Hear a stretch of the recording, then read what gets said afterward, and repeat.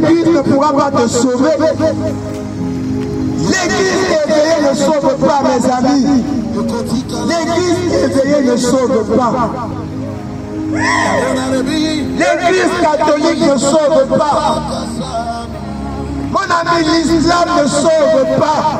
Mais ceux qui sauvent, c'est Jésus, Christ de Nazareth. Alléluia. C'est ceux qui sauvent. Donc si tu rejettes Jésus et tu mets ta confiance dans les églises, dans les religions, pensant qu'au dernier jour, tu vas dire à Dieu, et Dieu, je te donne ta religion. Il va te dire, mon fils, moi je n'appartiens à aucune religion. Et tu seras choqué ce jour de dire, ah mais comment ça Dieu? Il va te dire, moi je n'appartiens à aucune religion. Je ne connais aucune religion. Parce que les religions, ce sont les hommes qui ont amené ça. La religion, ce sont les hommes qui ont amené la religion. Et c'est pourquoi les hommes se battent aujourd'hui par rapport à les différentes religions. D'autres vont te dire, nous sommes des chrétiens. D'autres te diront, nous sommes des musulmans. D'autres te diront, nous sommes des bouddhistes. Mes amis, c'est grave. C'est grave. Et on se pose la question, quand Jésus va revenir, il va prendre quelle religion? Il va laisser quelle religion? C'est grave. Quand Jésus va revenir, il va prendre quelle religion? Il va laisser quelle religion? Ma Bible dit que Jésus revient chercher ses enfants, pas une religion. Pas une religion, mais ses enfants. Et qui sont les enfants de Dieu? Ce sont ceux qui ont cru en Jésus-Christ. Qui sont les enfants de Dieu? Ce n'est pas ceux qui vont à l'église chaque dimanche. Non. Parce qu'à la base, nous sommes tous des créatures de Dieu. Nous ne sommes pas tous enfants de Dieu, mais on devient enfant de Dieu quand tu écoutes ces paroles et que tu crois en ces paroles. Tu deviens automatiquement enfant de Dieu.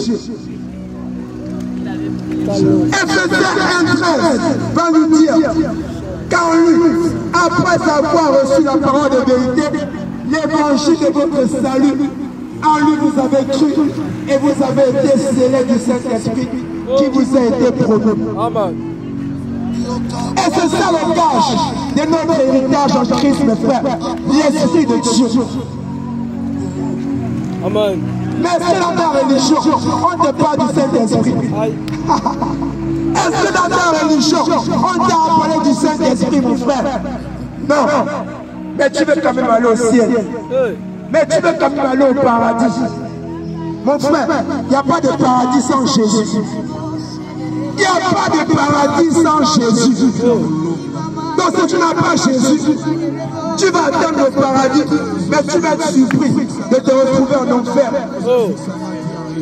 Tu vas être grandement surpris de te retrouver en enfer, mon frère. Parce que l'enfer existe, c'est réel. De la même manière qu'il y a le jour, il y a la nuit, il y a l'enfer, le paradis, mes amis. De la même manière qu'il y a le bien, il y a le mal, il y a l'enfer, il y a le paradis, mes frères. Parce que Satan, les hommes n'ont rien crié, mes amis.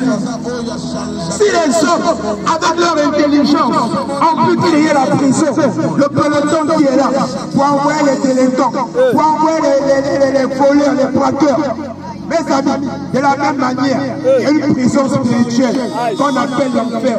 Et là-bas, on envoie les rebelles. Les rebelles vont là-bas, mes amis. Et qui sont rebelles? Ceux qui refusent que Jésus-Christ est véritablement le Fils de Dieu. Ceux qui refusent que Jésus-Christ est véritablement le Fils de Dieu, ce sont des rebelles. Et la Bible les appelle des antichrists. Les antichrists.